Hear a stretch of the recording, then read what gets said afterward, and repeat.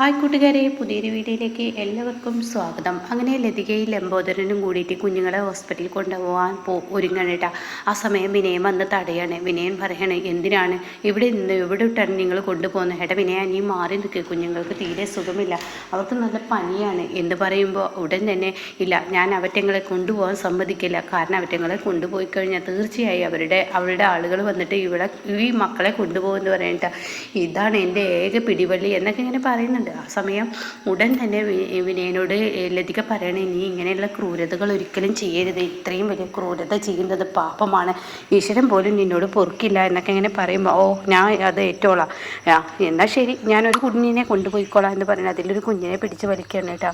അപ്പോൾ ഉടൻ തന്നെ ലംബോദരൻ പറയണേ, എടാ മഹാപാപ്പി, നീ എന്താണ് ഈ ചെയ്യുന്നതെന്ന് പറഞ്ഞുകൊണ്ട് തന്നെ എനിക്കിത് ചെയ്യാതിരിക്കാൻ പറ്റില്ല, ഒന്നിനെ ഞാൻ കൊണ്ടുപോകാം, ഇരട്ടകളല്ലേ, അപ്പോൾ ഇരട്ടകൾക്ക് ഒരേ മരുന്ന് തന്നെ കൊടുത്താൽ മതിയല്ലോ, അതോടുകൂടി ഈ പ്രശ്നത്തിന് ഒരു പരിഹാരമാവും എന്നൊക്കെ പറഞ്ഞ് ദേഷ്യത്തോടു കൂടി ആ കുഞ്ഞിനെ പിടിച്ചു വലിച്ച് ഹോസ്പിറ്റലിലോട്ട് കൊണ്ടുപോകണം കേട്ടോ. ഇതേ സമയം മറ്റേ കുഞ്ഞ് നല്ലോണം കരയുന്നുണ്ട്. എന്നാൽ ഈ സമയം അനുപമ ഇങ്ങനെ ഫോണിൽ ആരോടോ സംസാരിക്കുന്നു. ശബരി ഇങ്ങനെ ഇരിക്കുന്നുണ്ട്. അപ്പോൾ ശബരി ഒരുപാട് മിഠായി കൊണ്ടുവന്നിരിക്കുകയാണ്. അത് വിച്ചുട്ടൻ ഇങ്ങനെ കൊടുത്തുകൊണ്ടിരിക്കുമ്പോൾ വിച്ചുട്ടനോട് അനുപമ പറയുന്നുണ്ട്, ഇത്രയൊന്നും കഴിക്കാതെ മോനെ, ഇത്രയൊന്നും കഴിക്കരുത്. അപ്പോൾ ശബരി പറയാം, കുഞ്ഞല്ലേ, കഴിച്ചോട്ടെ, അതിൻ്റെ ഇഷ്ടത്തിനനുസരിച്ച് വിട്ടുകൊടുക്കുക, അതല്ലടാ പല്ലൊക്കെ കേടുവരൂടാ എന്നൊക്കെ പറയുമ്പോഴാണ് അനുപമ ഫോൺ വെച്ച് വരുന്നത്. അപ്പോൾ ശബരിയോട് പറയാണ്, ദാസങ്ങളായിരുന്നു പോലീസ് സ്റ്റേഷനിൽ പോയ കഥയെക്കുറിച്ചൊക്കെ പറയുമായിരുന്നു എന്നൊക്കെ ഇങ്ങനെ പറയാനായിട്ടാ. അപ്പോൾ ഈ സമയം അല്ല, പോലീസ് സ്റ്റേഷനിൽ പോയ ഇതെന്തായി, ഇനിയിപ്പോൾ മഞ്ചാടി ആരുടെ കൂടെ പോകാനാണ് തീരുമാനം? അവളുടെ അച്ഛൻ്റെ കൂടെ എന്നുള്ള തീരുമാനം പറയാനായിട്ടോ. എന്നാൽ ഈ സമയം ഇതൊക്കെ കേട്ടിട്ട് ശബരി പറയണേ, ഞാൻ എന്തായാലും അച്ഛനെ കാണാനും കൂടിയാണ് ഇങ്ങോട്ടേക്ക് വന്നത്. അതെന്തിനാ ശബരി? എനിക്ക് എൻ്റെ ഭാര്യ ഒരു തരം കയറൂരി വിട്ട കാളയെ പോലെയാണ് അവളുടെ നടപ്പ്. ഭർത്താവിനെയും പേടിയില്ല, അച്ഛനെയും പേടിയില്ല, ആരെയും പേടിയില്ലാത്ത അവളെ എനിക്കിനി നോക്കാൻ ബുദ്ധിമുട്ടുണ്ട്. അതൊന്ന് എനിക്ക് അച്ഛനോട് പറയണം. അതിന് വേണ്ടിയിട്ട് എൻ്റെ അച്ഛൻ എന്നെ പറഞ്ഞു വിട്ടതാണ്. അത് കേൾക്കുന്നതിനോട് കൂടിയിട്ട് ഉടൻ തന്നെ അനുഭവം പറയണത്, ഞങ്ങളുടെ അച്ഛൻ ഇനിയിപ്പോൾ ശബരി നീയും കൂടി അവളെ കൈയൊഴിഞ്ഞാന്ന് കണ്ടിട്ടുണ്ടെങ്കിൽ അച്ഛൻ്റെ മനസ്സ് തകരാതെ അത് പറ്റത്തില്ല. അതുകൊണ്ട് തൽക്കാലം ഞാനൊന്ന് അവളോട് സംസാരിക്കട്ടെ, സംസാരിച്ച് ഞാൻ നിൻ്റെ അരികിലോട്ട് വരാമെന്നൊക്കെ ഇങ്ങനെ പറയാനായിട്ടോ. അപ്പോൾ ഈ സമയം ശരി, അനുചേച്ചി ഇതിൽ ഇടപെട്ടത് കൊണ്ട് തന്നെ അങ്ങനെ ആകുകയാണെങ്കിൽ അങ്ങനെ ആയിക്കോട്ടെ എന്ന് പറയാനായിട്ടോ. അങ്ങനെ പിന്നീട് കാണിക്കുന്നത് ഇവരിങ്ങനെ പുറത്തോട്ട് നിൽക്കുമ്പോൾ ദാസ് വരികയാണ്. അപ്പോൾ ദാസിനോട് ചോദിക്കുകയാണ്, എന്തായി പോയ കാര്യങ്ങൾ?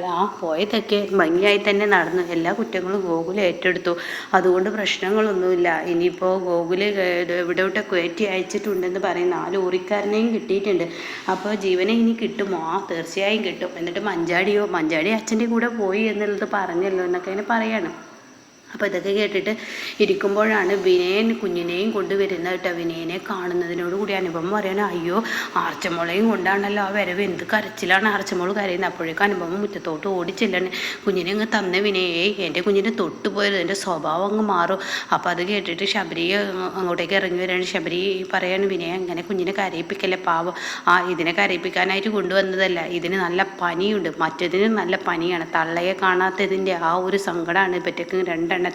അതുകൊണ്ട് അക്കാര്യം നിങ്ങളെന്ന് അറിയിക്കാൻ വേണ്ടി വന്നതാണ്, തള്ളക്ക് ആ കുഞ്ഞുങ്ങളെ ആവശ്യമില്ല എന്നൊക്കെ ഇങ്ങനെ പറഞ്ഞ് സംസാരിക്കുമ്പോൾ ഉടനെ തന്നെ, എന്തിനാണ് നീ ഇങ്ങനെയുള്ള കാര്യങ്ങൾ ഇങ്ങനെ പറയുന്നത്? ആ കുഞ്ഞിനെങ്ങ് തായോ അനുപമ പറയാനായിട്ട്. അപ്പോൾ ഉടനെ തന്നെ ശബരി പറയാം, തൽക്കാലം കൊടുക്കുക, അത് കരഞ്ഞ് തളർന്നിരിക്കുന്നു. അങ്ങനെ ശരി, നിങ്ങളുടെ ആ ഒരു മധ്യസ്ഥതയിൽ ഞാൻ ഈ കുഞ്ഞിനെ തിരിച്ചെനിക്ക് തരുമല്ലോ, തരാമെന്ന് ദാസും പറയാനായിട്ട്. അങ്ങനെ കുഞ്ഞിനെ അനുപമ കൊടുക്കുമ്പോഴേക്കും അനുപമ ബനമേ കുഞ്ഞിന് തുള്ളി പാലെടുത്ത് വിച്ചുട്ടനെ തിളപ്പിച്ച് വെച്ച പാലുണ്ട്, അത് കൊടുക്കുക എന്ന് പറഞ്ഞിട്ട് ബനമ കൊണ്ടുപോവാണ് കേട്ടോ. പിന്നീടാണെങ്കിൽ ദാസ് പറയുന്നത്, വിനയ നിൻ്റെ ക്രൂരതകൾ അതിര് കിടക്കുന്ന, ഇതെനിക്ക് കണ്ടു നിൽക്കാൻ കഴിയില്ല എന്ന് പറഞ്ഞോടെ തന്നെ വിനയം പറയണേ, എനിക്കിത് ചെയ്തേ പറ്റുള്ളൂ. കാരണം എന്താണെന്നറിയോ, എൻ്റെ ഭാര്യ എന്നെ വിട്ടു പോയതാണ്, അതിനൊക്കെ കാരണക്കാർ ആ സ്വർണ്ണമാണ്. ആ സ്വർണ്ണം ഇല്ലായിരുന്നെങ്കിൽ ഞാൻ എൻ്റെ ഭാര്യയും കുഞ്ഞുങ്ങളും സമാധാനത്തോടു കൂടി ജീവിച്ചിരുന്നു. ആ സ്വർണം വന്നതിനോട് കൂടിയാണ് ഞാനല്ലാതായി മാറിയത്. അതെല്ലാവർക്കും ഉണ്ടാകുന്നൊരു പ്രശ്നമല്ലേ, പെട്ടെന്ന് ഒരു കട എടുക്കുമ്പോൾ അത് കിട്ടില്ല എന്നൊക്കെ പറയുമ്പോൾ അതന്നെയാണ് എന്നൊക്കെ ഇങ്ങനെ പറയാനായിട്ട്. അപ്പോൾ ഉടനെ തന്നെ ചീരു ഇവിടെ ഇല്ല എന്ന് നിനക്ക് ഇനി മനസ്സിലായില്ല, ഇനി ഒരു കാര്യം പറയാമെന്ന് പറയട്ടെ. അനുപമ പറയണേ, ഞാൻ നിനക്ക് ആ കട കിട്ടാനുള്ള എത്ര പണമാണ് വേണ്ടത്, ഞാൻ നിന്നെ സഹായിക്കാം, പക്ഷേ ഞാനൊരു കരാറോട് കൂടിയിട്ടാണ്. അത് കേൾക്കുന്ന വിനയനെ ഡബിളിലോട് വിട്ടാണ് കേട്ടോ. ഉടൻ തന്നെ എന്താ നിങ്ങൾ പറഞ്ഞത്? അതെ, നിൻ്റെ കട വാങ്ങാനുള്ള പൈസ ഞാൻ തരാം, പക്ഷെ ചീരുവിൻ്റെ മക്കളെ നീ ചീരുവിന് തിരിച്ചേൽപ്പിക്കണം, അതിന് നീ തയ്യാറാണോ എന്ന് ചോദിക്കാൻ കേട്ടോ. അത് കേൾക്കുന്നതിനോട് കൂടി വിനയം, ഇതിനെന്താ എനിക്ക് കുഴപ്പം, പറഞ്ഞ വാക്ക് പറഞ്ഞതായിരിക്കണം, സ്വർണത്തെ പോലെ നിങ്ങളും ആവരുതെന്നൊക്കെ പറയുമ്പോൾ, ഇല്ല നാളേക്ക് നാളെ തന്നെ നിൻ്റെ പണം നിനക്ക് ഞാൻ തരുമെന്ന് പറയട്ടെ. ഇത് കേൾക്കുന്ന വിനയന് ഭയങ്കര സന്തോഷമാവാണ്. പിന്നീട് സുശീലയാണ് കാണിക്കുന്നത്. പിന്നെ സുശീല കയറി വന്നിരിക്കുകയാണ്. അപ്പോൾ സുശീലയെ കണ്ടവിടെ തന്നെ സത്യം ചോദിക്കുക, എന്തായി കാര്യങ്ങൾ, എന്താവാന്, തൻ്റെ അമ്മ പാവാണെന്നുള്ള ഇപ്പം തനിക്ക് മനസ്സിലായില്ലേ? എല്ലാവരും കൂടി എൻ്റെ തലയിലോട്ട് ഈ പാപം കെട്ടിവെക്കാൻ ചുമക്കുന്ന സമയത്ത് ഞാനൊരു തെറ്റുകാരിയല്ലെന്ന് എല്ലാവരുടെയും മുന്നിൽ അറിഞ്ഞു. ഇത് തന്നെയാണ് സത്യം, ഞാൻ തെറ്റ് ചെയ്തിട്ടില്ല, അതുകൊണ്ട് നിരപരാധിത്വം തെളിഞ്ഞു എന്നൊക്കെ പറഞ്ഞ് വലിയ വാക്കുകൾ ഇങ്ങനെ പറയാൻ കേട്ടോ. അത് കേൾക്കുന്നതിനോട് കൂടിയിട്ട് സത്യം പറയണ, എന്നാൽ ശരി, ഇനി പ്രതിഭയെ വിളിച്ചു കൊണ്ടുവരാമല്ലോ. എന്തിനാണ് നിൻ്റെ ഭാര്യയെ വിളിച്ചു കൊണ്ടുവരട്ടെ? ഈ സമയം പ്രതിഭയെ വിളിച്ചു കൊണ്ടുവരേണ്ട യാതൊരു ആവശ്യമില്ല. കാരണം ഇന്ദ്രനൊരു കല്യാണം കഴിച്ച് അവനൊരു കുഞ്ഞൊക്കെ ആവട്ടെ, അതിനുശേഷം മതി. മൂത്തവർ ഇരിക്കുമ്പോൾ അനിയന് കുഞ്ഞുണ്ടാവുന്നതൊന്നും ശരിയല്ല, അവൾ അവിടെ തന്നെ നിൽക്കട്ടെ എന്ന് പറയട്ടെ. ഇത് കേൾക്കുന്ന സത്യന് ദേഷ്യം പിടിക്കുന്നുണ്ട്. അപ്പോഴേക്കും ഇന്ദ്രൻ, അമ്മേ എന്താ ഈ പറഞ്ഞത്? എൻ്റെ കല്യാണം കഴിപ്പിക്കുക? ആടാ, നിനക്കൊരു കല്യാണം കഴിപ്പിക്കണ്ട, പിന്നെ നിനക്ക് ജീവിതം ഇല്ലാതെ ഇങ്ങനെ എത്ര ഇഷ്ടം നിൽക്കാൻ, നിൻ്റെ ഭാര്യ നിന്നെ വേണ്ടെന്ന് പറഞ്ഞ് ഉപേക്ഷിച്ച് പോയില്ല എന്നൊക്കെ പറയുമ്പോൾ ഇന്ദ്രൻ, ഞാൻ ഇനി അധികം ഒന്നും പറയുന്നില്ല എന്ന് പറഞ്ഞിട്ട് ഇന്ദ്രൻ പോകുന്നു കേട്ടോ. ഇതേ സമയം സത്യനും അതേ ലെവലിലാണ് പോവാണ് കേട്ടോ. ഈ വല്ലാത്തൊരു കഷ്ടമുണ്ട് നിങ്ങളുടെ കാര്യം എന്ന് പറയണേ. അപ്പോൾ ഉടനെ തന്നെ സുശീല ശ്യാമിനോട് സോനയോട് കൂടി പറയണേ, ഇതാണ് എന്നോട് കളിച്ചാൽ ഈ സുശീലയോട് കളിച്ചവർ ഇന്നേ വരെ ആരും ജയിച്ചിട്ടില്ല, അതൊന്നും എല്ലാവരും ഓർത്തു വെക്കുന്നത് നല്ലതാണെന്ന് പറഞ്ഞിട്ട് അവിടെ നിന്ന് സുശീല പോകുന്നുണ്ട് കേട്ടോ.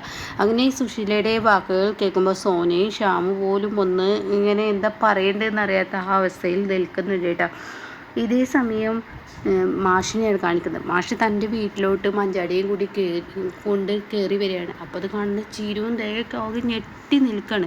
മഞ്ചാടിയുടെ തോളത്ത് കൈയൊക്കെ വെച്ച് മാഷ് ഇങ്ങനെ ലക്ഷ്മിയുടെ മുന്നിലോട്ട് കൊണ്ടുപോവാണ്, തൻ്റെ ഭാര്യയുടെ മുന്നിലോട്ട് തൻ്റെ മകളെ എത്തിക്കുകയാണ് കേട്ടോ. എന്നിട്ട് അവിടെ ഇങ്ങനെ എത്തിക്കുന്ന സമയത്ത് ഇത് അമ്പിളിയും കാണുകയാണ്. തയ്യൽ ചെയ്യുന്ന അമ്പിളി പെട്ടെന്ന് എണീക്കുകയാണ് അവിടുന്ന്. ഒരിക്കലും വിശ്വസിക്കാനാവാത്ത കാഴ്ചയാണല്ലോ.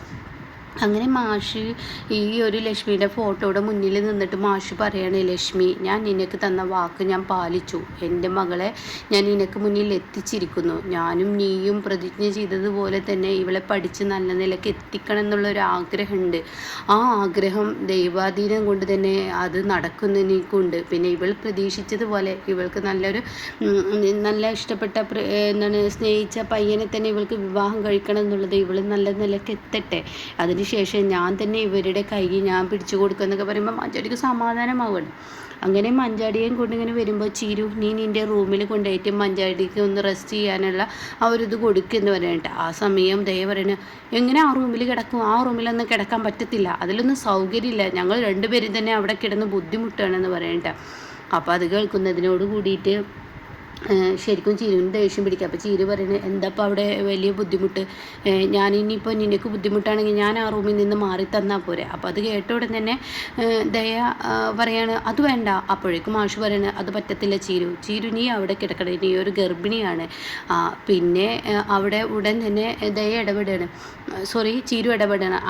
ശരിയാണല്ലോ, നീ ഇപ്പം എന്തിനിപ്പോൾ അവിടെ കിടക്കേണ്ട ആവശ്യം?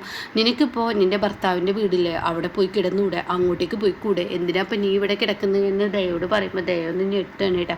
അപ്പോൾ വേഗം ദയ, മഞ്ചാടി നീ വന്നേ, നിന്നോടൊരു കാര്യം പറയട്ടെ, ഇവിടെ ബാക്കിയുള്ളവർക്ക് തന്നെ ഏതിനും സമ്മതിക്കാത്ത വീടാണ്, നീ വായോ എന്നൊക്കെ പറയട്ടെ. മഞ്ചാടിയുടെ തോളത്ത് കൈയിട്ടിട്ട് ദയ ഇനി കുനിഷ്ഠ ബുദ്ധിക്ക് ഒരുങ്ങുന്നുണ്ട് കേട്ടോ. പക്ഷേ ഇത് എന്നേക്കുമായുള്ള ദയയുടെ അവസാനം തന്നെയാണ് ശബരിയും കുറിക്കുന്നത്, അതുപോലെ തന്നെ മാഷും കുറിക്കുന്നത് കേട്ടോ.